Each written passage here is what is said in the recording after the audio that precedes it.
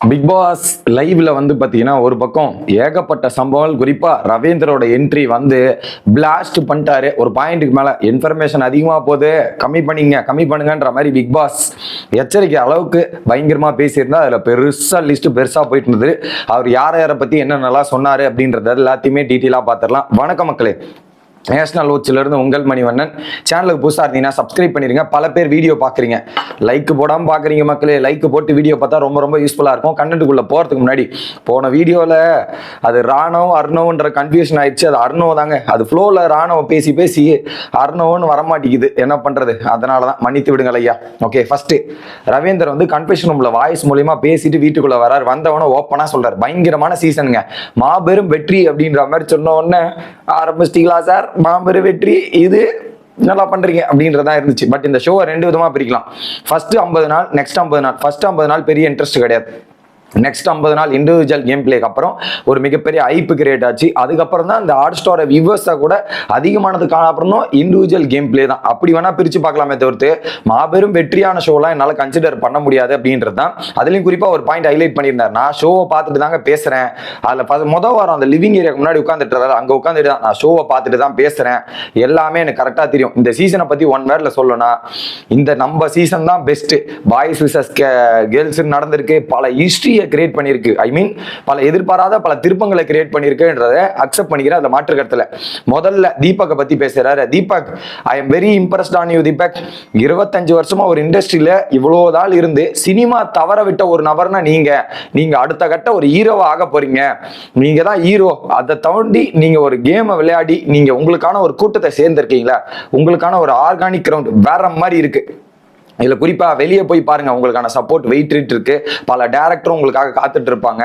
எல்லா சீசன்லயுமே mother of the kitchen இருப்பாங்க. இந்த வாட்டி ஃபாதர் ஆஃப் த கிச்சன் அப்படின்ற மாதிரி இருக்கு. குறிப்பா எல்லா பெண்களும் உன்னை கவர்ந்துற அளவுக்கு நீங்க பண்ணிருந்தீங்க. தீபக் மாதிரி மெச்சூரா இருக்கும், தீபக் மாதிரி இருக்கணும்ன்ற மாதிரி ஒரு பேசு பொருளாவே மாறி இருக்கேன். ஸோ அந்த கண்ணு நின்று பேசுது சார் அப்படின்ற மாதிரி. அதை தவிர்த்து தப்புக்கெல்லாம் எப்படி ரியலைஸ் பண்ணி எடுத்துட்டு போறீங்க, இது எல்லாமே பயங்கரமா பண்ணிருக்கேன்ற மாதிரி பாராட்டி புகழ் இருக்கார். அடுத்து அருண் அவருக்கு முன்னாடி என்டர்டைன்மெண்ட் உன்னை சொல்லிட்டு நான் வாங்குற அடி இருக்கடா விசாலு, ஒண்ணுமே பண்ண முடியல. அருணே முத்துக்குமரோட அஃபென்ஸ் பண்ண ஒரு ஆள்ல நீ ஒருத்தனா, நீ மட்டும்தானா நீ வேற மாதிரி பண்ண.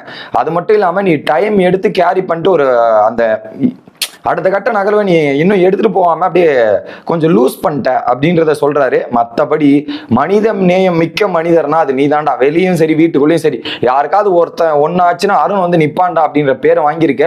இது கோப்பையை விடும் பெருசு அப்படின்ற மாதிரி சொல்லியிருந்தார்.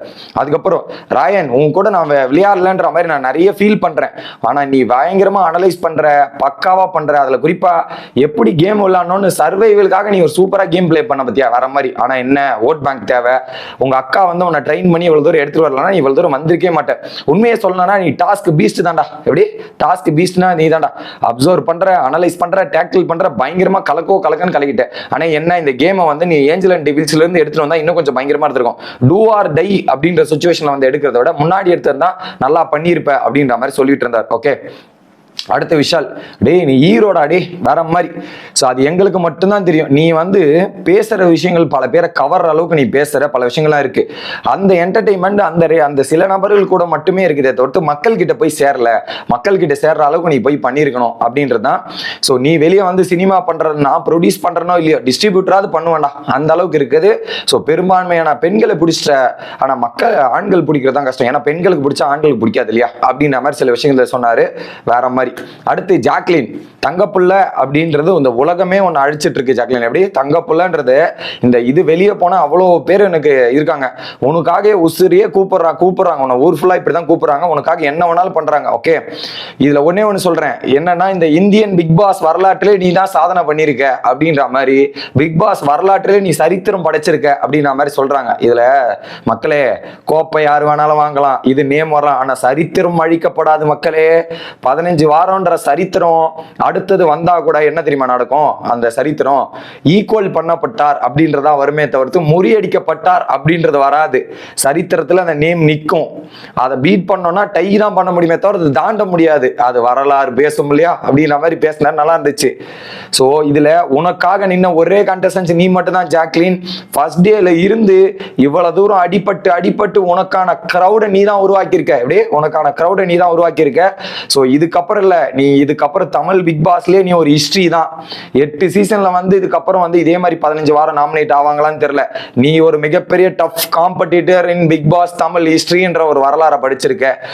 உன்ன மாதிரி இதுக்கப்புறம் யாருமே வர முடியாதுன்றதையும் ஓப்பனா அடின்னு அடிச்சிட்டார். ஓகே, ஆனா உனக்காக வெளியே ஒரு மிகப்பெரிய கூட்டமே காத்துட்டு இருக்கு.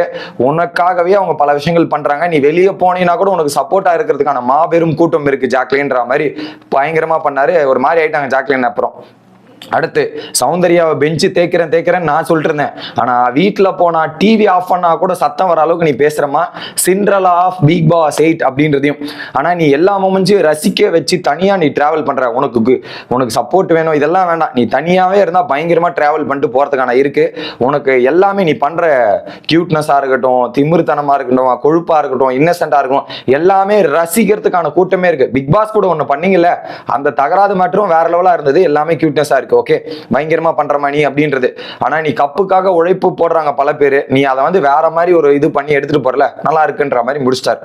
அடுத்து பிக் பாஸ் உடனே வந்து ரவீந்திரன் சார் போதும் இன்ஸ்ட்ரக்ஷன் கம்மி பண்ணுங்க, இல்லைன்னா பெருசா போயிட்டு இருக்கு, கம்மி பண்ணி சொல்றீங்களா அப்படின்ற மாதிரி பிக் பாஸ் வந்து எச்சரிச்சது அப்புறம் தான் அவர் கம்மி பண்ணாரு அப்படின்றதான். அடுத்து பவித்ரா, நம்ம வீட்டு பொண்ணு மாதிரி ஒரு நேர்மையா நீ கேம் பிளே பண்ற. பல நாள் உன்னை நாமினேட் பண்ணாலும் உனக்கு இருக்கிற நேர்மை மட்டும் தான் உன்னை காப்பாத்திட்டு வருது. அதை தவிர்த்து நீ ஒரு பெண்களின் டாஸ்க் பீஸ்ட், நான் சொன்னங்க அந்த டாஸ்க் பீஸ்ட்ன்ற பேரு, அவரும் அந்த இடத்துல ஹைலைட் பண்ண ரீதி எனக்கு ரொம்ப பிடிச்சிருந்தது. ஓகே, அடுத்து முத்துக்குமரன், உன்னை உருவாக்கி உனக்கு ஒரு அந்த மொழி பலம்னு இல்லை, ஸோ அந்த மொழிக்கே நீதாண்டா பலம் அப்படின்ற மாதிரி இந்த மொழி இது மூலமா இவ்வளவு தூரம் வந்திருக்க பத்தியா, இத்தனை பேருக்கு நீ பல எக்ஸாம்பிளா இருக்க, வேற மாதிரி இருக்கேன்ற மாதிரி முத்துக்குமரன். ஸோ நீ வந்து ஒரு பல பேருக்கு இன்ஸ்பிரேஷனா இருக்க, இதன் மூலியமா வந்து சாதிக்க முடியும்ன்ற மாதிரி நீ காட்டுற பத்தியா, அதுதான் வேற மாதிரி. அதுலயும் குறிப்பா நீ நிலமாற்றம் நடக்கலாம், தடுமாற்றம் நடக்கலாம், அதெல்லாம் நீ உருமாறி எப்படி இந்த கேம் அணுகிறப்பார், அதுதான் உன்னுடைய சிறப்பு அப்படின்ற மாதிரி முத்துக்குமரனையும் பாராட்டி பேசியிருந்தார். பயங்கரமா இருந்துச்சு. அதுக்கப்புறம் பிக் பாஸை பத்தியும் சரி, விஜய் சேதுபதி குறிப்பா உங்களை வந்து அப்படியே இந்த தூரம் உங்களை செதுக்கி எடுத்துட்டு வர்றதுன்றது பெரிய விஷயம்ப்பா. அதுக்கு பிக் பாஸ்ல அவர் எவ்வளவு பெரிய அடிலாம் வாங்குறாரு தெரியுமா? வெளியே அவ்வளவு கிரிட்டிசிசம் பேஸ் பண்றாரு, அவ்வளவு விஷயங்கள்ல இருக்கு.